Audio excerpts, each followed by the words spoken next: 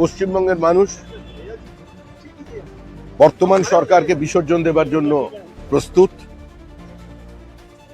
এই প্রকৃত পরিবর্তনের মধ্যে দিয়ে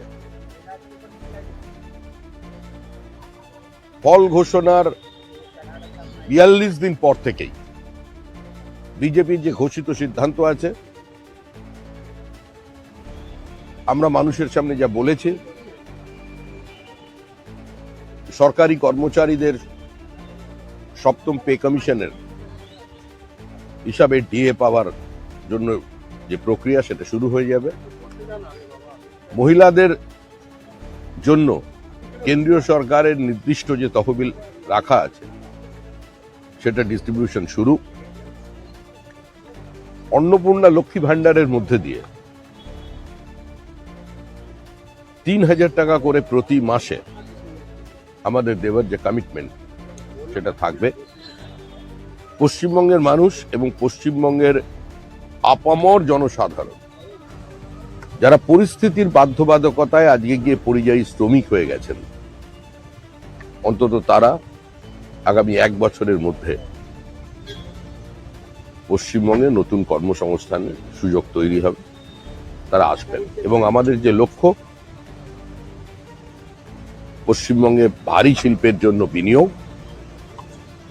শুধু কৃষি শিল্পের সহাবস্থান নয়, কিংবা ৩ ফসলি জমি অধিগ্রহণের মধ্যে দিয়ে নয়, কৃষকের জমি যদি অধিগ্রহণ করা হয় বাজার দরের থেকে ৩ গুণ বেশি মূল্য, সোলেসিয়ামকে ডাবল করা এবং নির্দিষ্ট শিল্পে কৃষকের অংশীদারিত্বকে প্রতিষ্ঠা করা, এই দিনে আমরা যাচ্ছি।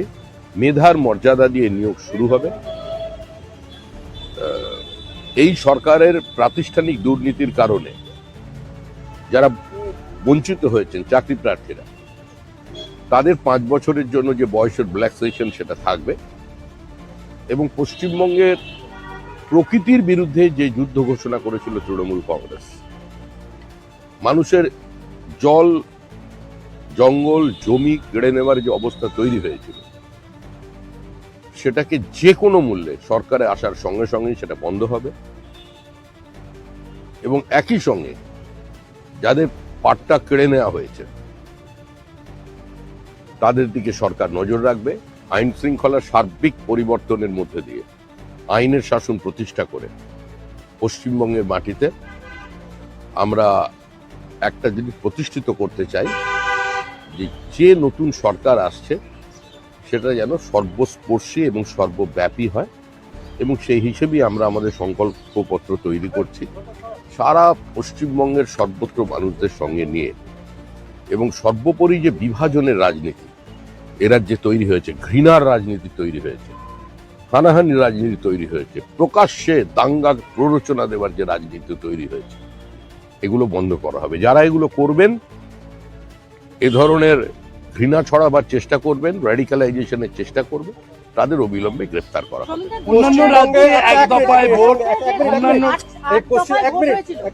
পশ্চিমবঙ্গে ৫ দফায় এবং ৭ দফায় ভোটের সাক্ষী ছিল পশ্চিমবঙ্গ। হ্যাঁ, গতবারে ৮ দফা হয়েছিল, এবারে ২ দফায়। গতবারে কিন্তু প্রচুর হিংসা হয়েছিল, তো এবারে আইন শৃঙ্খলা নিয়ে মানে এই যে হিংসা, এই ২ দফায় ভোটে আপনারা কি মনে করছেন? এই জায়গাটা খুব গুরুত্বপূর্ণ বিষয়। আমরা কি মনে করছি তার থেকে বড় কথা হলো নির্বাচন কমিশন কি মনে করছে। আমরা এখনো বলছি, এসআইআর প্রক্রিয়া চলাকালীন যে হিংসা আমরা দেখেছি, সরকারের অসহযোগিতা দেখেছি, আমাদের ফর্ম 7 জমা নেওয়ার পরেও যেগুলো এআরও এবং ইআরওরা সিস্টেমে আপলোড করেনি, পুলিশ বেআইনিভাবে আমাদের ফর্ম 7 যারা বাজেয়াপ্ত করেছে। এবং সর্বোপরি ফর্ম 7 আমরা জমা দেওয়ার পরেও এখনো আমরা যে জমা দিয়েছিলাম সেগুলোর শুনানি ছাড়া মাঝপথে হঠাৎ এসআইআর বন্ধ করে নির্বাচন করা যাবে না। এসআইআর প্রক্রিয়ার উপরে আমাদের নজর আছে। নো এসআইআর নো ভোট আমাদের অতীতে যে স্ট্যান্ড ছিল সেটাই থাকবে।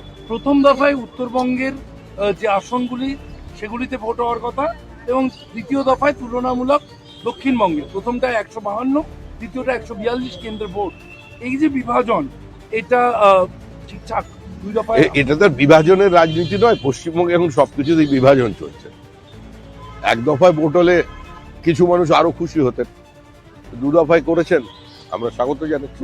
অন্যান্য রাজ্যে এক দফায় ভোট, অন্যান্য রাজ্যে এক দফায় ভোট, শুধু পশ্চিমবঙ্গে এই যে 5 রাজ্য এর মধ্যে শুধুমাত্র পশ্চিমবঙ্গেই 2 দফায় ভোট করতে হচ্ছে। হরিয়ানায় নির্বাচন হলো, বিহারে নির্বাচন হলো, দিল্লিতে নির্বাচন হলো। নির্বাচনের পরে জেসিবি মেশিন দিয়ে পরাজিত প্রার্থীর বাড়ি কেউ গুড়িয়ে দিয়েছে, কোনো মৃত্যুর সংবাদ আছে, কোনো বোমাবাজি হয়েছে, মাথা ন্যাড়া করে বাড়িতে ঢোকানো হয়েছে, জরিমানা দিয়ে বাড়ি ফিরতে হয়েছে, অটো চালক টোটো চালকের রুট বন্ধ করে দেওয়া হয়েছে, বাসের কন্ডাক্টরকে বাস থেকে নামিয়ে দেওয়া হয়েছে, দোকান বন্ধ করে দেওয়া হয়েছে, থুতু ফেলে সেটা তাকে দিয়ে চাটানো হয়েছে। এই ঘটনা কোথাও ঘটেছে? কোনো জায়গায় মৃত্যুর খবর আছে, গণধর্ষণের খবর আছে ভোটকে কেন্দ্র করে। সুতরাং এটা পশ্চিমবঙ্গের ক্ষেত্রেও একটা লজ্জার বিষয় যে সব রাজ্যে এক দফা, আমাদের এখানে 2 দফা। দুদফায় কি শান্তিপূর্ণ নির্বাচন হওয়া সম্ভব? আপনারা কি মনে করছেন?